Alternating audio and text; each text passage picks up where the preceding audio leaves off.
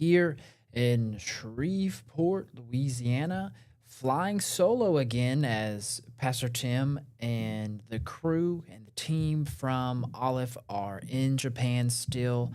And they're getting rolling in their ministry opportunities and really growing the team that is there and connecting with the young people there in Japan. But today we want to pick back up where we left off with Trump going to China and not necessarily the fallout, but the results.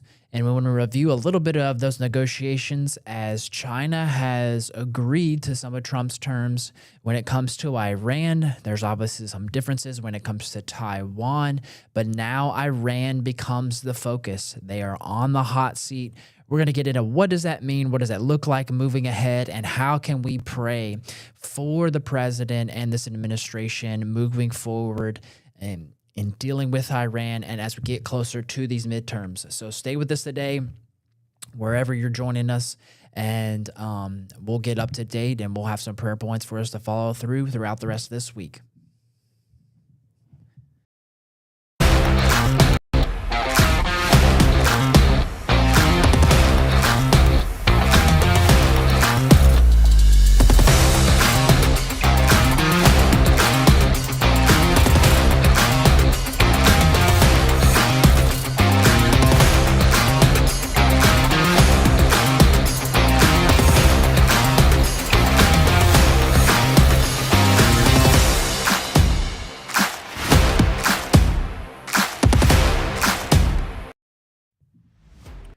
All right. Welcome in, everybody, wherever you're joining us in from. Be sure to give a like, share, subscribe, and be sure to hit the notification bell so you know when we go live.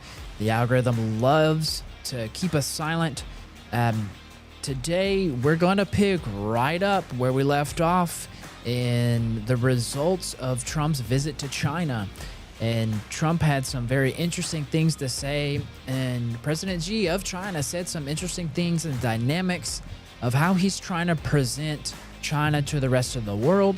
But then Ben Shapiro has an interesting twist on that and actually a different point of view that is played out, and I think would line more so in true. And I think they're both really in the balance of where things lie out. But I did first want to go ahead and give an update from Pastor Tim from the land in Japan that I think was very interesting and gives a good perspective for us to really see what they're doing in the land, why he's not here, and why I'm flying solo.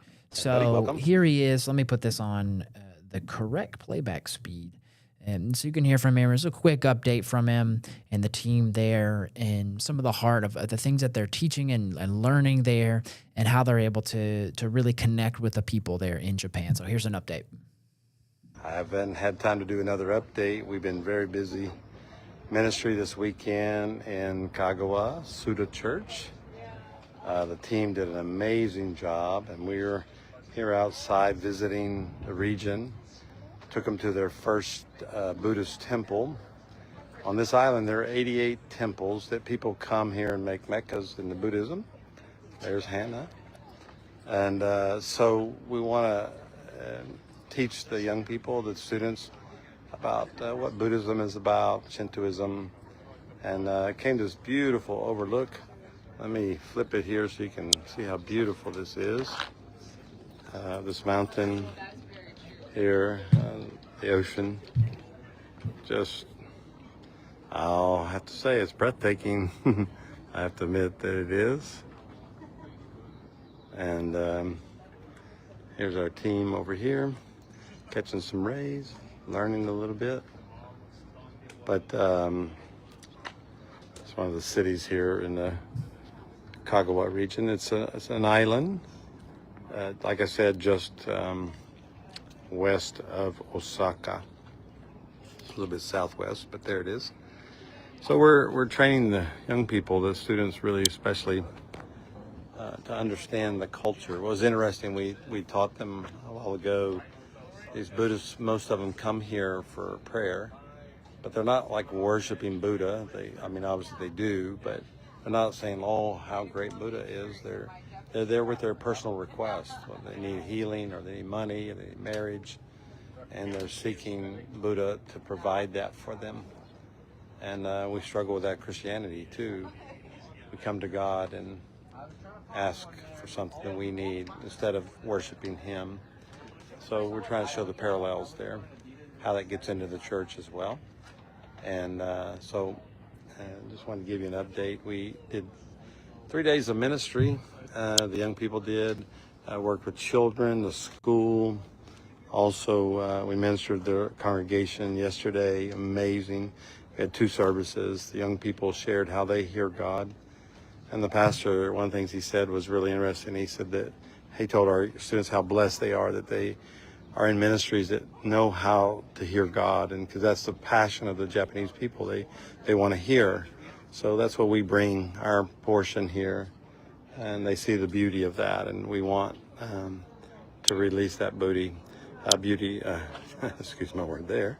Here's Xander. Say hello, everybody back home.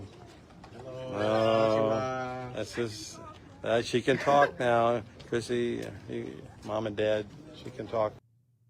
All right.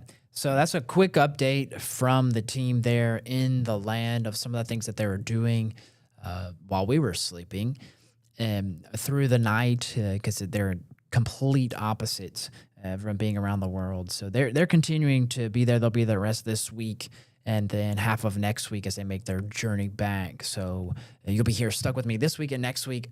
And so we want to pick up where we left off with Trump and China. And if you want to please continue to pray for them as they're learning, they're growing culture, dealing with everything, and just cover them in prayer if you have the heart for that. But now Trump comes back last week at the end, or this weekend, from his negotiations and his talks with China. There's a lot to break through there. And one interesting thing is that as the diplomats and everybody got back on the Air Force One, they got rid of every single solitary thing that China gave them because they were worried about bugging and just a whole host of things. And there's a giant trash can that they all dumped it in. Just interesting note there. But Trump got China to agree that Iran needs to open up the Strait of Hormuz, stop the blockade, stop charging people to get through the Strait of Hormuz. They don't agree to that, and some contingence point became on Taiwan. They want the U.S. to kind of stay out of it, and Taiwan somewhat agrees with that because they don't really want to get involved in a war. But the interesting thing now is because of that, the pressure on Iran is started to heat up. And we see here this morning, and you saw yesterday, I'll actually show this, that Trump came out and was and said this. I'm going to read this. I'll blow this up for you guys here so we can actually read it, which is, let me make sure. Okay. Where President Trump came out early this morning and said, if Iran surrenders, admits their navy is gone and resting at the bottom of the sea and their air force is no longer with us, and if the entire military walks out of Iran, weapons drop, hands held high, each shouting, I surrender, while widely waving the representative white flag, and if their entire remaining leadership signs all necessary documents of surrender and admit their defeat to the great power and force of the magnificent USA, the failing New York Times, China Wall Street Journal, corrupt and now irrelevant CNN, and all other members of the fake news media will headline that Iran had a masterful and brilliant victory over the United States of America. It wasn't even close. The Democrats and media have totally lost their way. They have gone absolutely crazy. President Donald J. Trump. So he came out after saying, you probably heard the clip of him saying, look, if he gets a document in part of these agreements, the first line doesn't say they end and no longer have and agree to no longer have any enriched uranium in the country, then if that's not in there, he throws it out. So that's the red line. That's the stance he's taking. And similar to this and wanting them to surrender, the reality is up in the air because the challenge becomes the midterms. We'll get into that But you're seeing some fallout from everything. And one of the interesting developments that we see here this morning, I'm going to play this clip as well from Fox and Friends, of how Iran has responded to this response from Trump. President Trump says time is running out for Iran, urging them to come to the table before it's too late. So he spoke with Israel's Prime Minister Benjamin Netanyahu yesterday as the two leaders reportedly weigh resuming military action against the regime. I think the Prime Minister absolutely wants to do that. Chief Foreign Correspondent Trey Yinks is live in Tel Aviv with the latest. Trey. Yeah, hey guys, good morning. The Middle East remains on edge, waiting to see if the war will resume in the days ahead.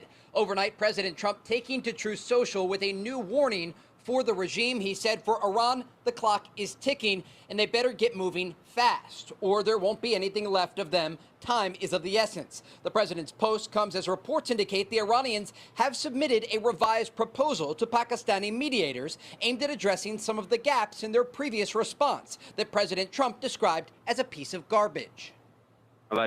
Therefore, from the very day after we sent our points to the American side via Pakistan, we were faced with a series of proposals from the other side, which have been reviewed over the past few days. As was announced yesterday, our own views have in turn been conveyed to the American side.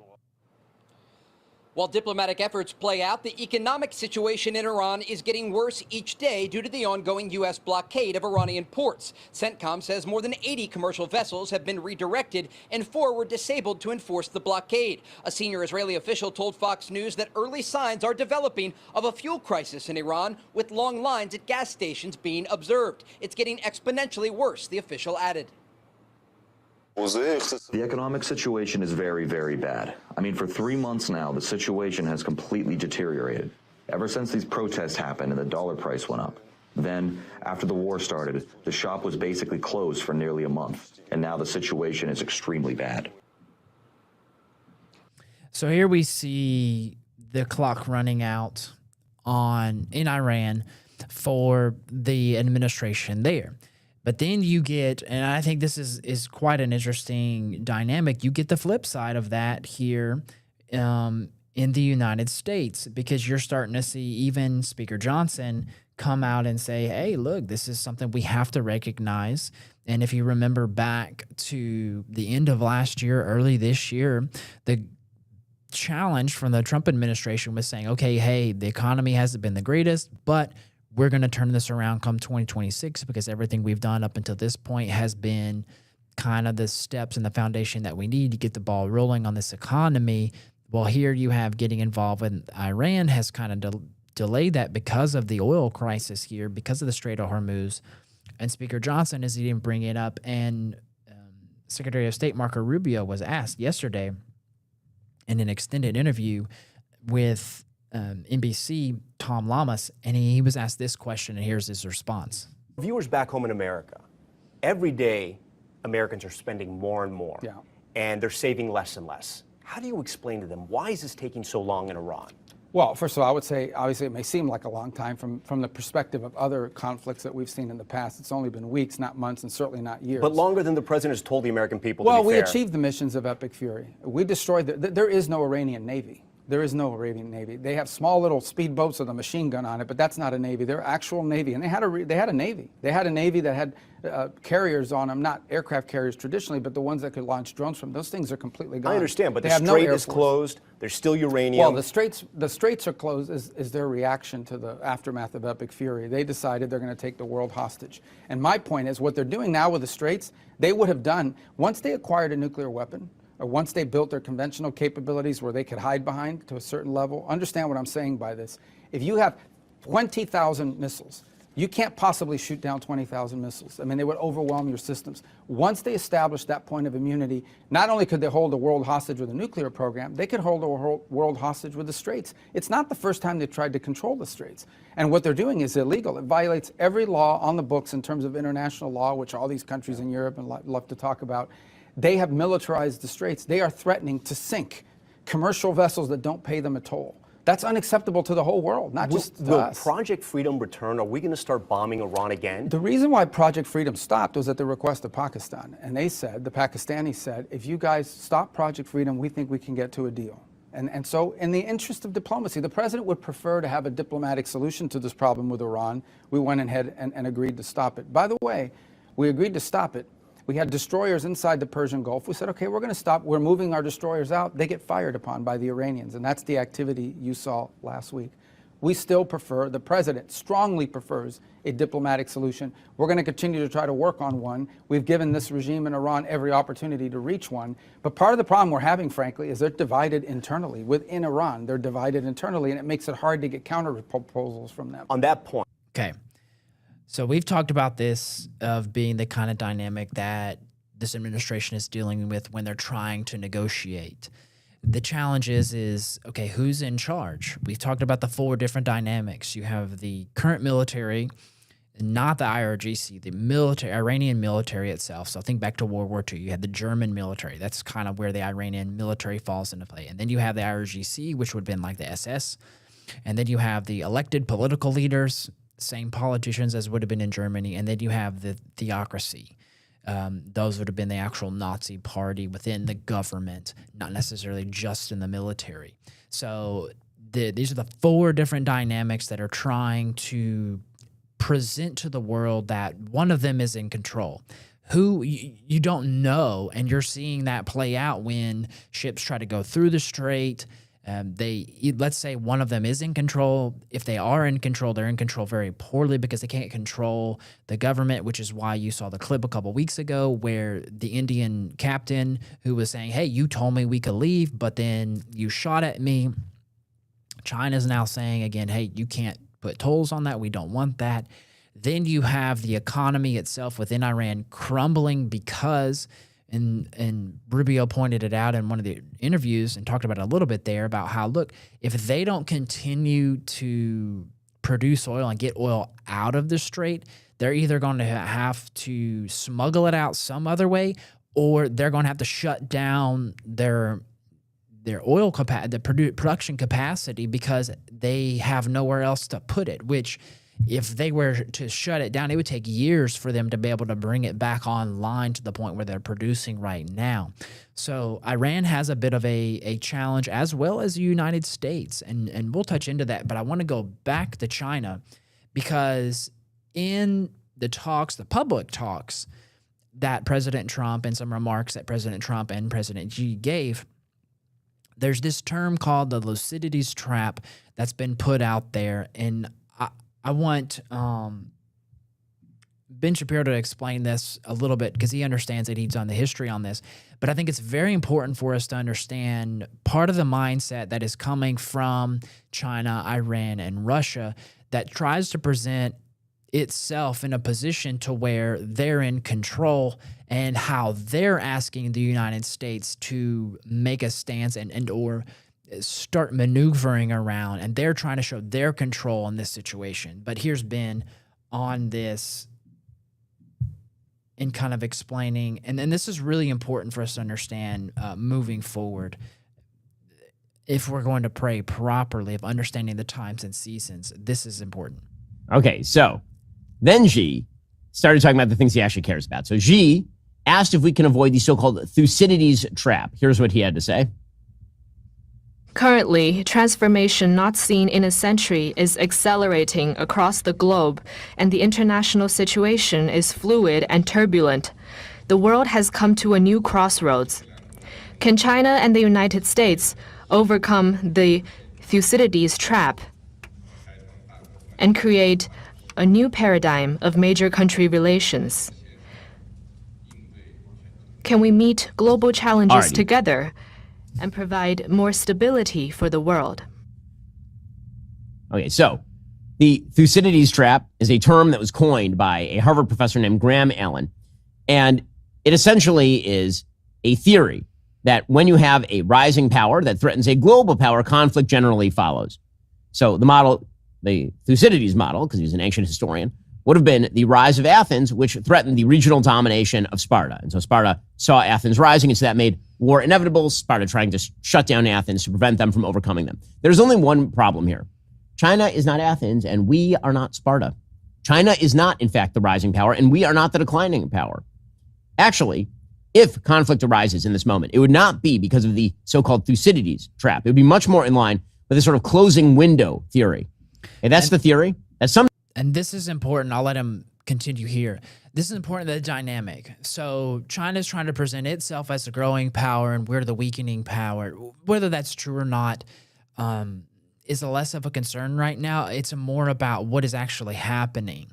So they're trying to play mind games with the world. And you saw before President Trump went, the media, and even after now, are saying, oh, Trump has no chance. We need to bow down to China. You even saw Chuck Schumer come out and talk about how, oh no, he's going to capitulate to China. That's the very same thing Obama and President Biden did when they were in office. And it's funny to see the flip-flopping is they're concerned about it now, but they weren't concerned about it before. So you kind of see some double-mindedness here. But now moving forward, the reality is, and Ben points it out here, of this theory that I think can really line out, because when you actually study China, you can see that they're a paper tiger. But he continues. Sometimes a power sees its window closing because of self-defeating policy and has to act aggressively because of the policy they've created for themselves. The window is closing. So to take an example, Nazi Germany attacked the Soviet Union in 1941 largely because it saw its window of opportunity closing. It had conquered Poland, it had conquered France, and it was dominant over the European continent, but it also was unable to conquer Britain. It saw that Britain would likely survive, that Operation Sea Lion, which was its purported attempt to take over the British Isles, that would probably fail. They saw that the United States might get into the war, and they felt that the Soviets might attack first, and they needed a bunch of oil resources in the East and land in the East. And so they decided to attack the Soviet Union. The window, in other words, was closing. By the way, this is one of the theories behind why Nazi Germany decided to initiate a bunch of foreign wars, was because actually all of the talk about how the Nazis had revitalized the economy, that was nonsense.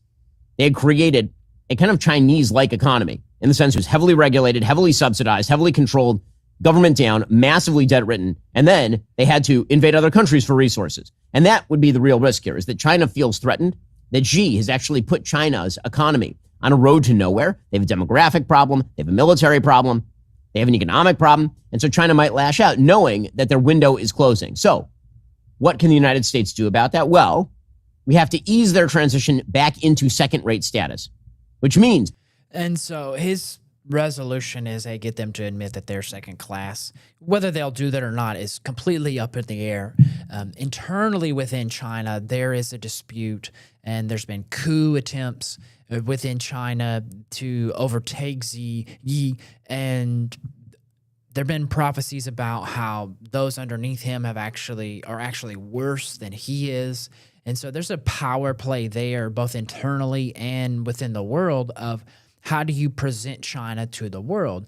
And because of policies of recent decades, the one-child policy, industrializing the way that they have within China of basically using slave labor to produce everything that they produce, and the advancement of going for chips and lithium batteries and other things and thinking futuristically, they've really positioned themselves to possibly be the economic power moving forward.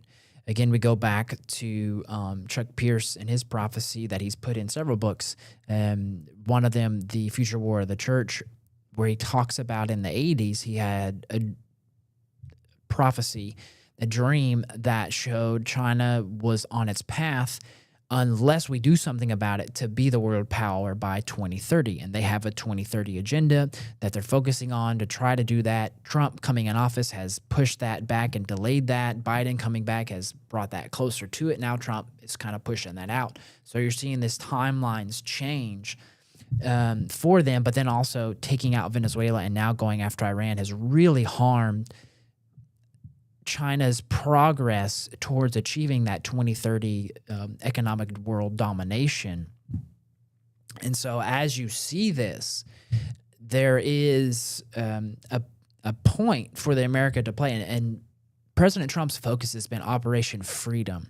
Freedom for the American people, freedom for the Venezuelan people, freedom for the Israelis in the Middle East, freedom for the Persian people within Iran, even freedom for the Taiwanese, freedom for the Chinese who were there, even for those who were in internment camps within China, whether they be Christian, is Muslims, whoever it may be. He wants them to have freedom. And so that's kind of his focus there of everything that is being played out. So you see the Thucydides trap, if I'm saying that correctly, and then the closing window. So which one is actually in reality? And the reality is, okay, Lord, what are you saying? What is the position to be taken? And that's where we want to pray for. We talked about it last week. I'm going to keep hammering down on this. Isaiah 26:3, where it talks about, and the prayer is to have the imagination. And the prayer is that the administration, as they have these negotiations with Iran, with China, even internally, as this week they turn their focus to ending the reconciliation packages and coming to a conclusion on the budget, because the clock is ticking for those things to kind of come to an end and fund the government to get things going, DHS, Border Patrol there. But we want to pray is for this imagination to come on those in power like that of the Founding Fathers, to think creatively and with a not just a now focus, but a generational focus. You know, Proverbs talks about leaving an inheritance to your children's children. And some teaching around that is, you know, as you parent with the end in mind. Okay, so your life ends. What do you leave? What is that inheritance? It's not just physical, natural wealth, but it's a principle. It's things within inside them that they can rule and govern themselves by, that will last and be continuous. And so doing certain things, not doing certain things, boundaries, even as we read over this weekend in the scripture that talks about do not move the boundaries of your fathers. So there's a history there that we want to pray that there's a deep-seated blessing there of being able not just to think about ourselves and think selfishly, but think long-term and think with the end in mind. And as believers, that end in mind becomes with eternity. What happens in eternity?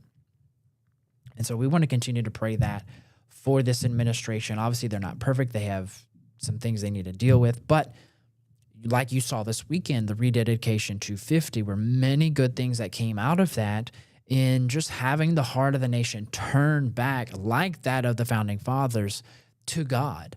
Okay, God, how are we going to get through this? And this is a great example. You have leaders like Dutch Sheets, even Sean Foyt was there, Eric Metaxas, Greg Locke, and Mark Driscoll, and others, Lou Engle, who were leading this and going forward with this. President Trump had a video that he was talking about there, Speaker Johnson, and several members of the administration were there speaking with this kind of focus in mind of rededicating America, taking the time to pray, getting us back to the founding principles, which align biblically with leaving an inheritance to your children's children. As Ronald Reagan would say, as you know, we're one generation away from losing our freedoms, and that's kind of the point of where we're at. Now, what that leads to this last weekend and even this week is if you saw this in Louisiana, Senator Cassidy in Louisiana, as we had primary runoffs, get knocked out of his seat, and Trump kind of opposed him, and more so did oppose him because he voted to impeach him in 2021. Trump said, okay, I'm going to, actions have consequences. So this is the action Trump did. And because of some influence here in Louisiana, Trump decided to stand behind Julia Letlow, who's a congresswoman here who ran after her husband passed away during the COVID issue. And I want to show this because this shows the actual breakdown of the votes. I want to make sure this is big enough for you guys here, where she ended up getting 179,000 votes. And that's about 45%. John Fleming, who was the initial challenger to Bill Cassidy, got 113,000, just a little over 28%, and Cassidy just of 100, which is about 24,000 there. So he's knocked out. Now the top 2 Republicans and the top 2 Democrats go to a runoff on June 27th. So we have some interesting primaries coming up, and hopefully they can get a congressional map redrawn and pushed through legally so that we can come to having those votes in those elections, because it's going to be wild come November if as things play out. On the Democratic side, you have Jamie Davis, a challenger, and Gary Crockett, 163,000 votes in 90,000 votes. So if you take the totality of the numbers, it's in favor of Republicans in Louisiana. Now the challenge becomes, in that runoff, who do Cassidy's votes go for? More of them would have to go for John Fleming. He's been a stalwart here in Louisiana, and everything he's done turns to gold. Letlow's kind of a new up-and-comer, and that's the thing where Trump wanted to get behind. And even Landry, our governor, stood behind Letlow over Fleming. So there's some internal politics here, even within the Republican Party, about who people should vote for. And so, but the main thing to find interesting is that a sitting Republican senator got ousted by a challenger, which is that of Julia Letlow ousting Bill Cassidy, and it's making national headlines because it's very interesting. Now, we also had 5 other amendments that were on the ballot that all got voted down. Some of them having to do with teachers' retirements and funding for schools and teacher pay raises. And there were major, I can't remember if this one had it. No, it didn't. One of the Louisiana articles talked about and showed the vote count where there were 530,000 votes to knock that down. And basically every amendment that was pushed forward basically got knocked down. And this is a challenge. And I bring this up because actually, let me show this. So there were 5 amendments that were proposed, and one of them had to do with basically giving government power to fire people within civil service. One of them had to do about granting a new township that was created in the last couple of years, St. George, to basically let them have their own school district. That got voted down. Funding teacher pay raises got voted down. Funding authority to lower taxes via the parish, i.e. what you would call counties, got voted down. And then ultimately to change the mandatory requirement age for judges from 70 to 75 got voted down. The only reason I'm bringing this up is to show an issue, which is that if you are in line more with Republican conservative family values over Democratic values, the Democrats did a very good job in this, and this is an example of it here in Louisiana, of getting the message out of how to vote on these issues. And so when they did go to vote, even though most of them looks like didn't vote for the U.S. Senate race, they did decide to vote on these amendment issues. And the messaging and everything around it, it was easier to find the Democratic standpoint of view than, say, a pro-family point of view. And I know people can argue with me about that, but when you searched it, hey, amendments vote May 16th in Louisiana, it was easy to find the opposite point of view.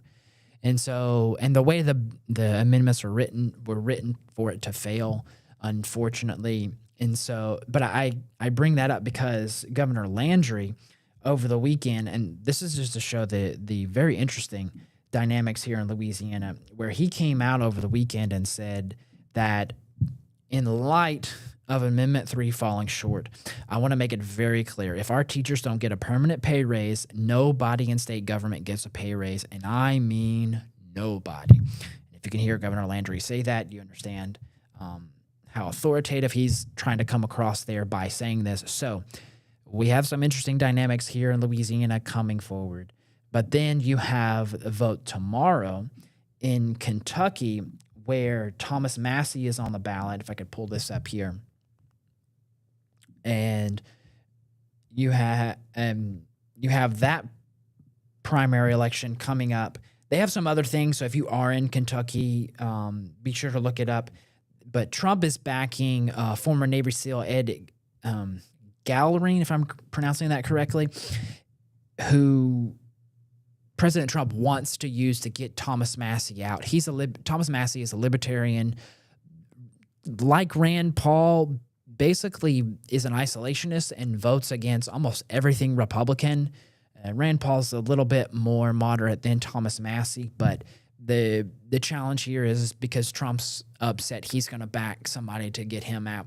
We'll see what happens. I mean, Thomas Massie himself is isolationist, to say the least, and can be very dogmatic on certain issues and be a challenge. And if you're in a House structure that Speaker Johnson has, if you need somebody who's on the fence to kind of vote with or in favor and or against some things that you want to go for, he's a challenge and an opposition because you really don't know which way he's going to go most of the time, whether it be in favor of something's on the fence and you need him to kind of push something through to prevent a stalwart and or to prevent something that you don't want to go through.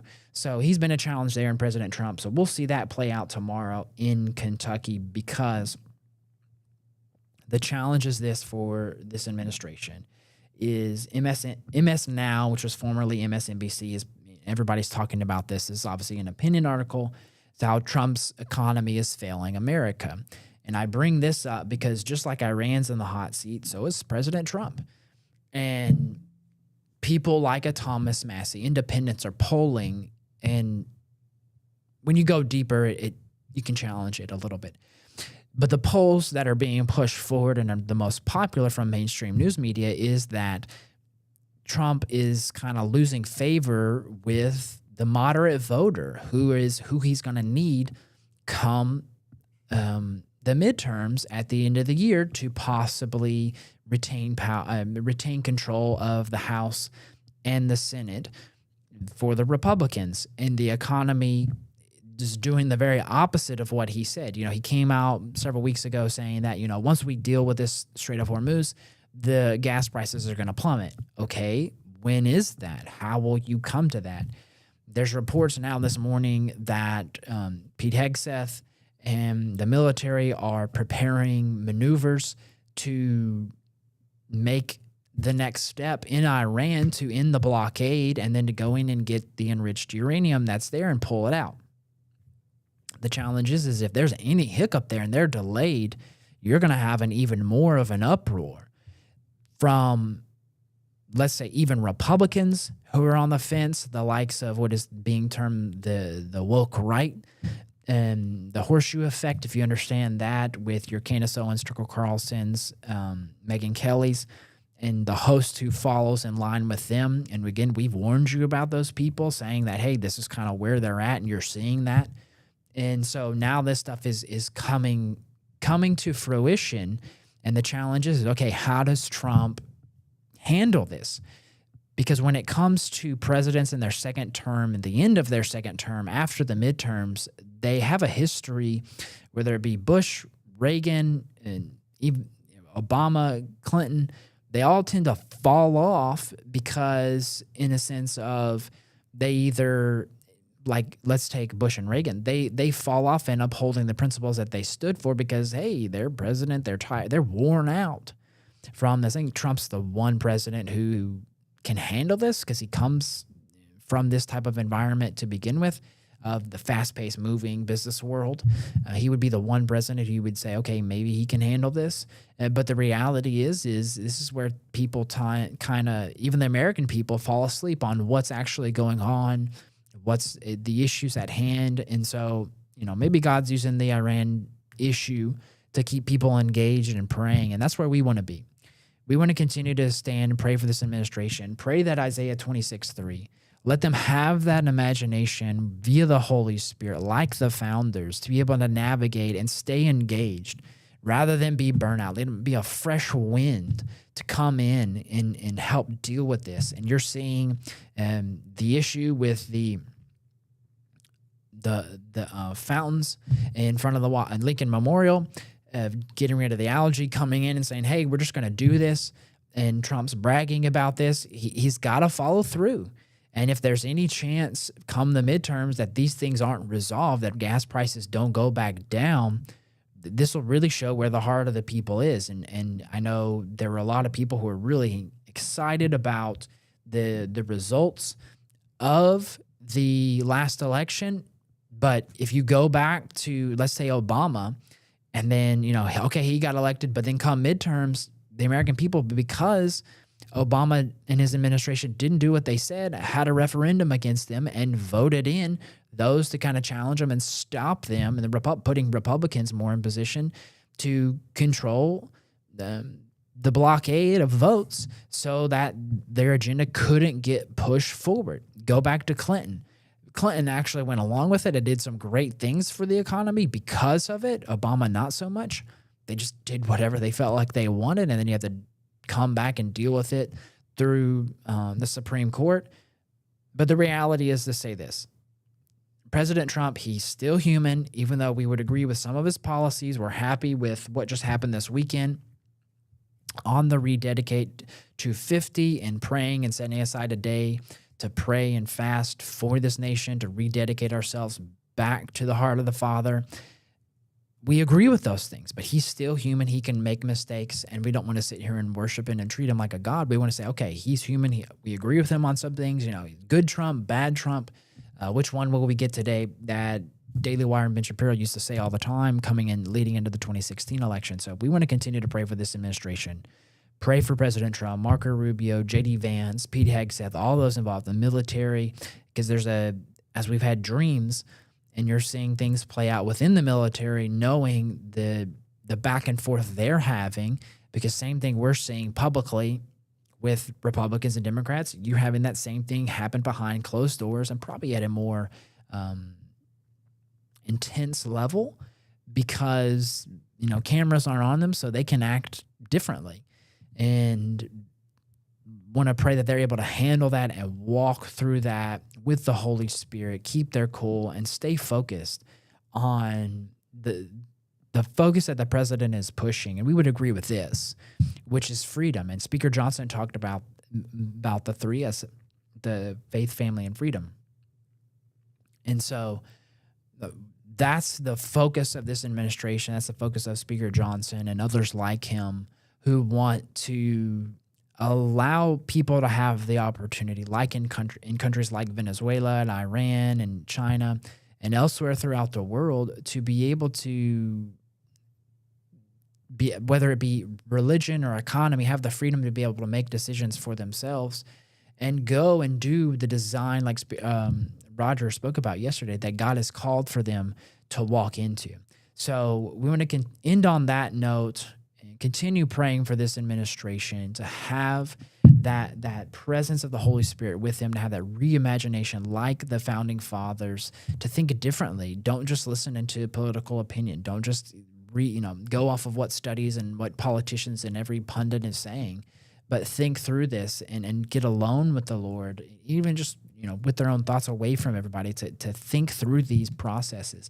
Think through these decisions when it comes to military action and what they could possibly do. So thank you all for following along. We'll end there. We'll be back next week. We'll have some prayer points tomorrow as our team is traveling for our noon prayer and really touching on the Rededicate 250, as this is a tremendous movement that Dutch was there for. And look, no one's perfect. There are some interesting things coming about some of the people who were there, but look, their heart is for the heart of the Father to be presented to those within this nation, and for this nation to surrender back to the heart of the Father. And we can stand with that. We can agree with that. So blessings to each and every one of you. Again, be sure to like, share, subscribe, and hit that notification button so you know when we're on and where we're on. Be sure to follow us on Facebook, on our Pipeline Report Facebook group, and where we put out news articles and updates on things that we find relevant to make sure we stay informed and understand things like the sons of Issachar and understanding the times and seasons. So blessings to each and every one of you as we close out here today, and we'll be back next week. Have a good one.